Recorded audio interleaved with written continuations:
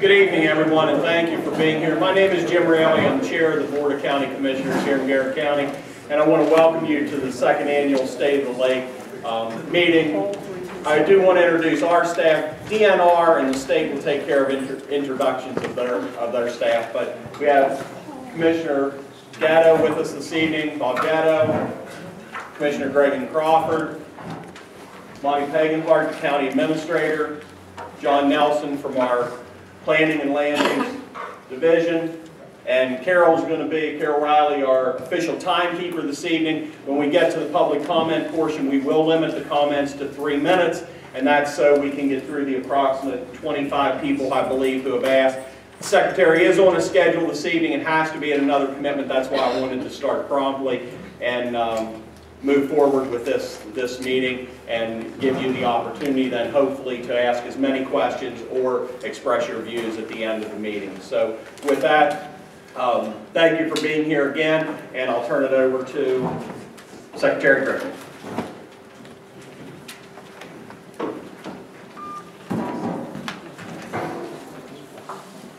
Good afternoon, everyone. Thank you for coming to what we're describing as our second annual State of the Lake report, which is centered primarily on the comprehensive water quality monitoring program that we started in 2009. And of course, that's the focus, but there's a lot of related issues that necessarily come up. We have a PowerPoint that I'm going to use. I'm going to do a little overview and give you some of the bottom line findings over the last year through our monitoring program. Then Bruce Michaels, who heads our Resource Assessment Service, his unit in our department handles the comprehensive monitoring program here as well as for the Chesapeake Bay as a whole, and they do a lot of other things. And then John Grace, who's the head of water appropriations at the Department of the Environment, has some updates for you. And Joe Gill, our Deputy Secretary, wants to talk a little bit about the lake, the size of the lake, the growth of things on the lake. And then lastly, I'm going to talk a little bit about where we're headed from here. I might start off by saying on behalf of Governor O'Malley and Lieutenant Governor Anthony Brown, I want to express our regrets at the difficult storm that all Garrett County residents and some in Allegheny experienced, but particularly here in Garrett County. I can tell you that we deployed at the request of the governor 16 of our natural resources police officers who were working on shifts 24/7. We had probably 10 of our sawyers from our forestry unit equipped and trained to do chainsawing, as well as some park personnel. We had another group from our wildlife division. So we had a lot of people up here trying to help Garrett Countyans and the county government contend with the aftermath of the storm. And I know there's still work going on. Senator Edwards had asked the governor to have DNR, quote, cut through a lot of the red tape with roadside tree permits, which I think we did, particularly to help out our municipal governments here.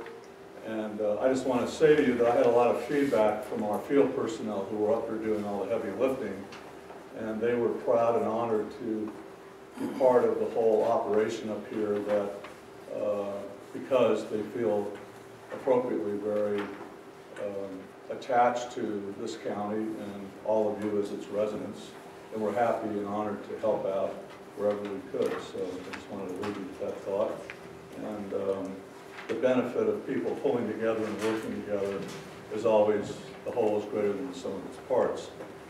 So, in terms of an overview, what is it? Is that it?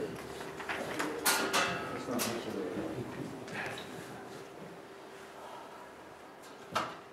Okay, thanks. I wish I could say I was a fellow here holding that northern pike. That's on my bucket list, but just to start off, as I mentioned, this is the second annual State of the Lake report. This gentleman is Matt Sell, who's one of our fisheries biologists. This is a record northern pike he caught this year on the lake. It's 43 inches long and 23 pounds. And they're dating it now, aging it, but this may have been roaming around the lake when this young man was in high school. So I imagine some of you like me are very envious of his record catch out of the lake here. Again, I wanted to, next slide please, go through the overview. These are some bottom line points. First one to remember, it's becoming more and more obvious, is the lake and the watershed it sits in is a system, which means that it's hard to compartmentalize activities that happen in one part of the lake from affecting others. This is a whole system and it's interconnected. So we need to start thinking more about the watershed as a whole, because if we don't, the maintenance of Deep Creek Lake as a recreational and economic asset, not only to the county but to the state, depends upon the ecological balance in the lake itself. That is, we want to maintain a healthy lake that attracts people to come here to recreate in a variety of ways, from swimming to boating to fishing to everything that's done here. And if we don't, looking ahead, recreational use will be impaired, economic values will drop. The next comment I want to make from our monitoring, bottom line points here, the lake continues to be a healthy reservoir, because that's what it is, an impoundment, meeting federal Clean Water Act standards. I'm going to move on and talk a little bit about where we are. As you may know, last year we were in the midst of phase 1 of a sediment study, and we are working, we did phase 2 as a combination of funds from our department, from county government, thanks to our commissioners, and from the Property Owners Association as well, and we thank them. We don't have a final report on the sediments, but we will have, I think, sometime in January, early February.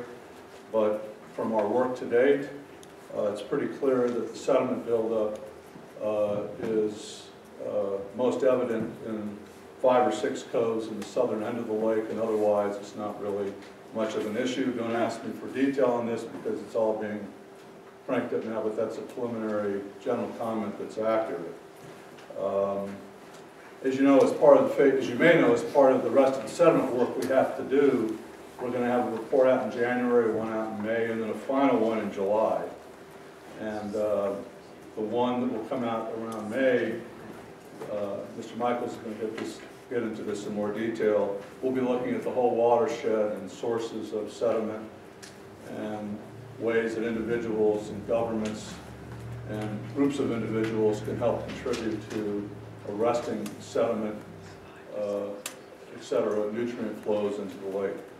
But by next summer in July, the last phase of that sediment study will be to do a thorough analysis of alternatives for dealing with the dredging issues in the coves that are most impacted by sediment buildup, costs, alternatives, ways of disposing of it. Just to put that in your calendars. I'm going to simply say on fish, we had a 10,000 or so fish kill up here 2 summers ago. Most of our biologists and our counterparts in MD attributed to a precipitous drop in temperature, which created more stress with the fish, which led them to be susceptible to bacteria, very much not unlike humans in a way. We seem to have been beyond that and moved beyond that, and abundance and spawning success of our fisheries seems to be good. So the fisheries in general are in good shape. Let me talk briefly here about something John Grace will elaborate on.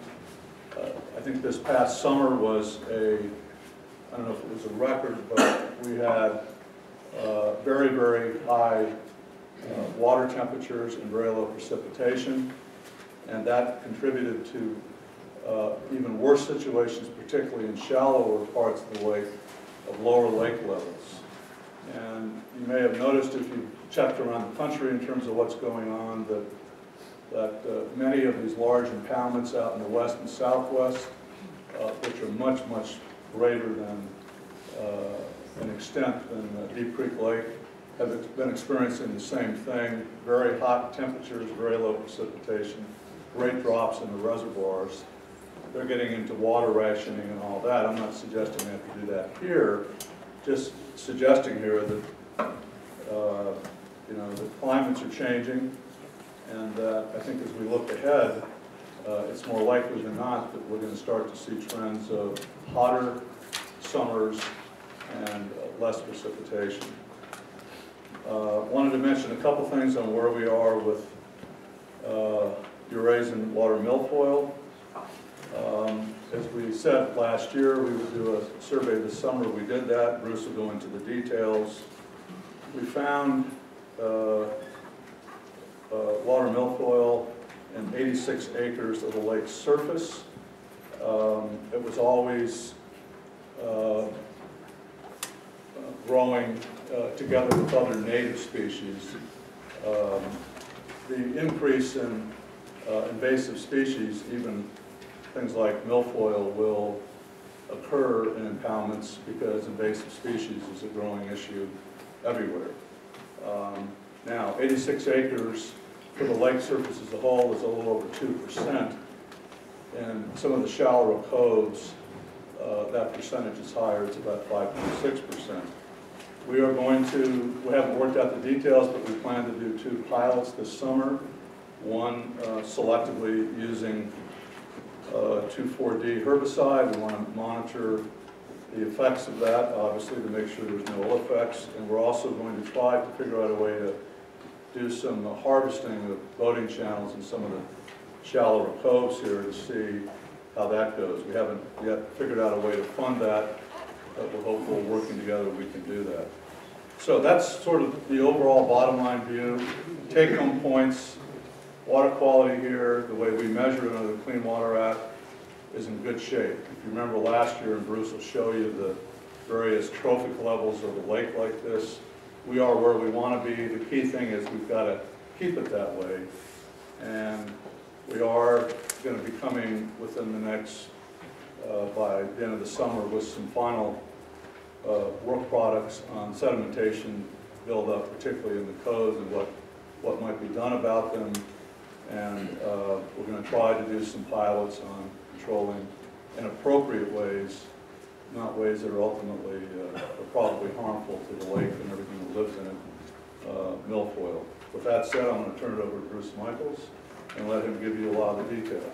Thanks for your attention, and we'll be taking notes later as people come up and give us their feedback. Bruce? Thanks, appreciate it.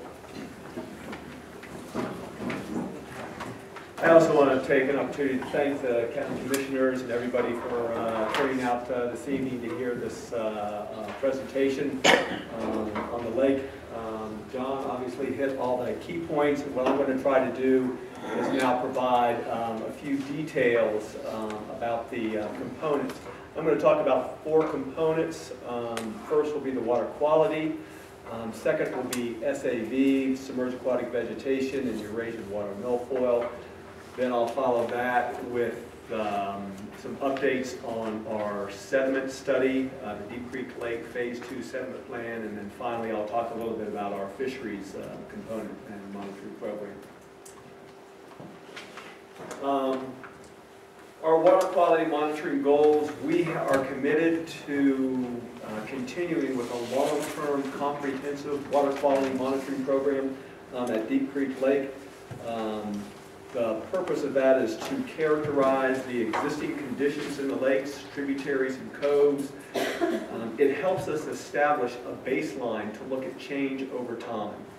And we understand that all lakes are a changing system, and with a lot of development or potential development over the years, we want to look at the impacts of the lake and then develop a monitoring or a management plan to help keep the lake in a condition that favors everybody and is good conditions for not only people that use the lake, but for the habitat, fisheries, and recreation as well. This is a map of our monitoring stations. We actually monitor the main channel plus the tributaries, and we have some stream gauges working with USGS that actually get the runoff coming into the lake. So this is what we've committed to doing. We actually have 4 years of monitoring now, and we'll present those results. The current monitoring program allows us to evaluate seasonal and spatial variations from a baseline condition. These things change every year depending on the amount of precipitation, temperature, and a lot of other factors. We have a very diverse plant community, SAB, with a wide range of species, which is good. And unfortunately, we also have an invasive species, Eurasian watermill foil. Each year that we have been monitoring, the weather conditions have varied pretty dramatically. In 2009, we had a very cool, moderately dry summer. 2010 was warm and a dry summer. And you'll remember 2010, we had that fish kill. Actually, the June temperatures were the highest that we had recorded at that time. And then we had 2011, which was another very warm, but a wet summer, relatively speaking. And then finally, in 2012, extremely hot, hotter than we had in 2010. Plus it was dry as well. And of course, that impacts the water level of the lake when you have hot and dry conditions. Okay. Water temperatures in 2012 were the highest that we have recorded during the time period 2009 to 2012. The oxygen levels in the lake are good in the surface waters. Our pH, conductivity, all those nutrients help us support a diverse community. We don't have extremely high nutrient levels that cause algal blooms that we see in other areas of the state of the Chesapeake Bay. We do have algal blooms in the coves, and some of them are shallow water, but the levels are not as extensive as they are in other areas. This is obviously a concern. We want to continue to monitor and assess this. The lake, MDE actually did a monitoring monitoring program back in 2008, looking at a potential TMDL for phosphorus, and the phosphorus levels were not as high that would contribute to a TMDL, and actually the concentrations are more natural. The pH levels were from the surrounding areas, and so they decided not to do a TMDL. What's TMDL? A TMDL stands for Total Maximum Daily Load. This is all under the Clean Water Act. We're required to meet fishable, swimmable waters under the Clean Water Act. If they do not meet those fishable, swimmable criteria, then a TMDL is put in place and you are mandated to put in source reductions. We identify what those sources are, and then you have to reduce them. The pH levels are natural pH levels from the surrounding environment, and no matter what you do, wouldn't necessarily bring them down. And they weren't that high to cause a serious problem. When we look at other areas, other lakes, the concentrations are not that high. Other water quality issues. There is a health advisory for to limit the consumption of bass and walleye, large fish, because of elevated mercury levels. This is a statewide concern in most lakes. We are seeing the impacts from coal-fired power plants out in the Midwest that is contributing to this high mercury levels in some of our waters. So it's not necessarily a local problem. Also, pH was considered an issue at one time, still is acid mine drainage, but that's more up in the watershed. Oxygen levels are low in the bottom of the lake, and potentially if you have more algae coming in, that would contribute to even lower oxygen levels. Most of our Most of the lake, though, actually has good oxygen levels. The fish do not go into the very deep waters where the oxygen levels are low, and again, that's more of a naturally occurring issue.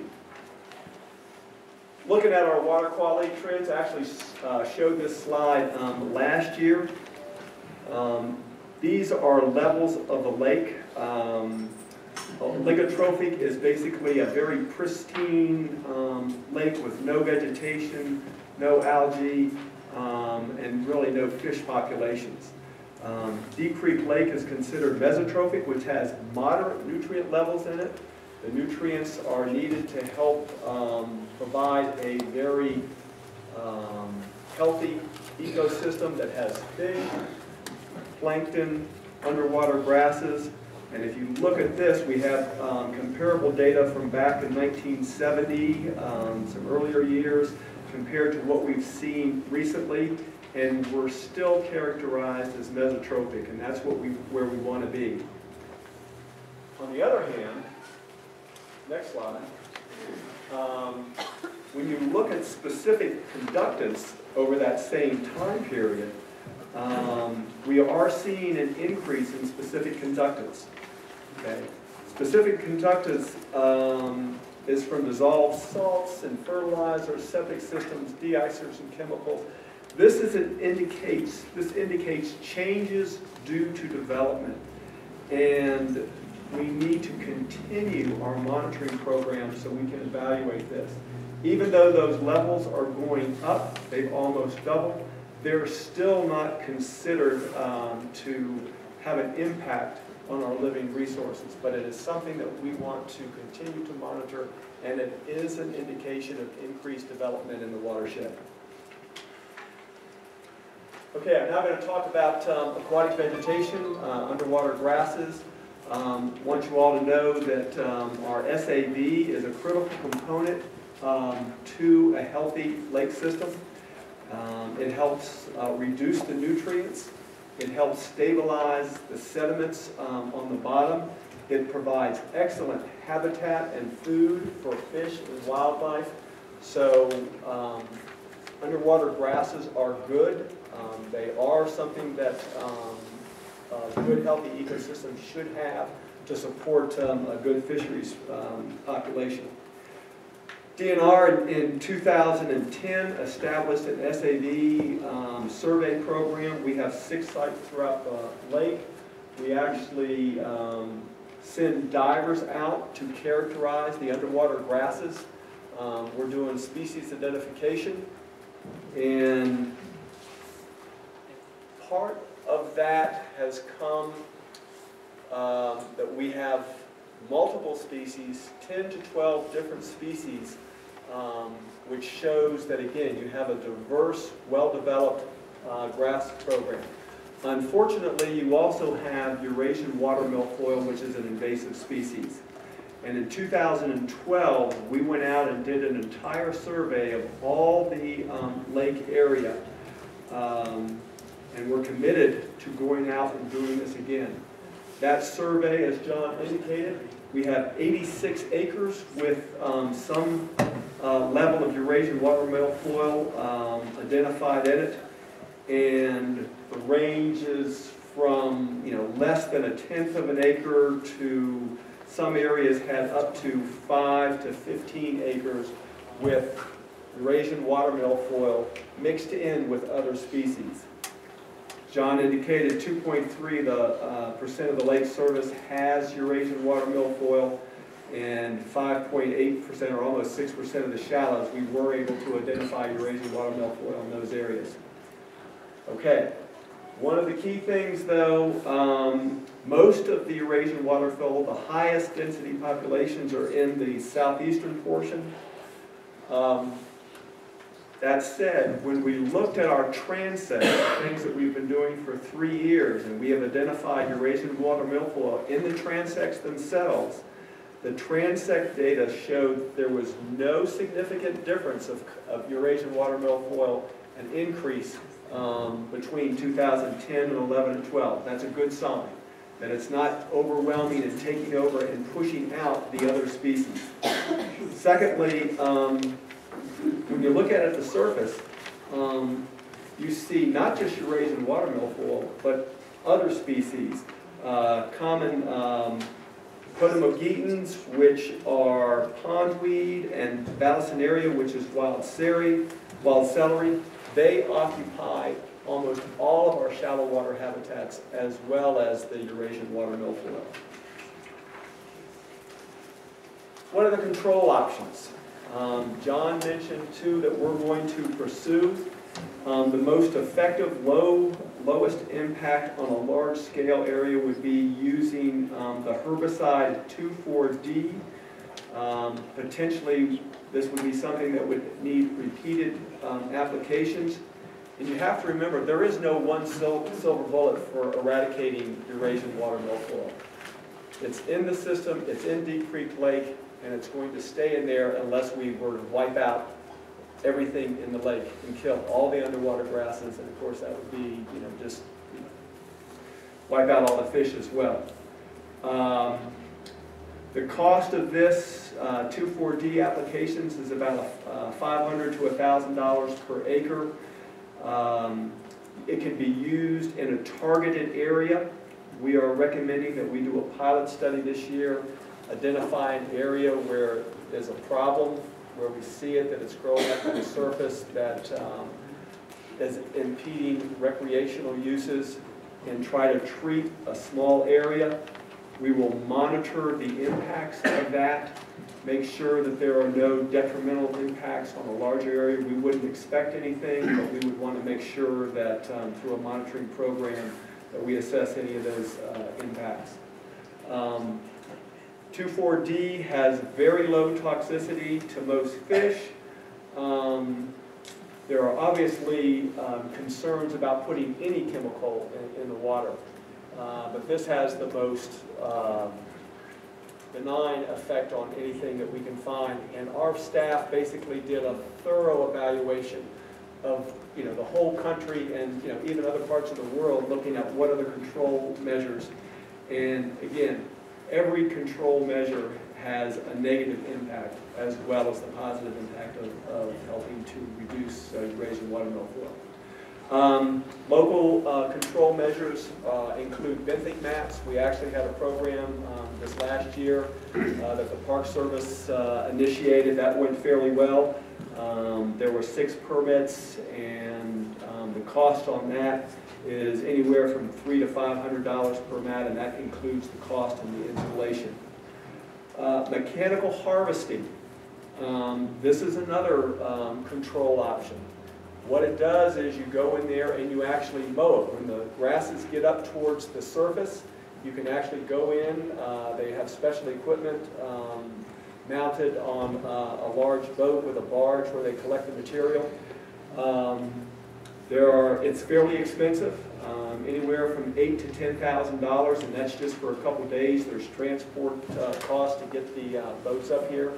We're going to be working to potentially implement on a small scale to look at what we could do with implementing some type of harvesting.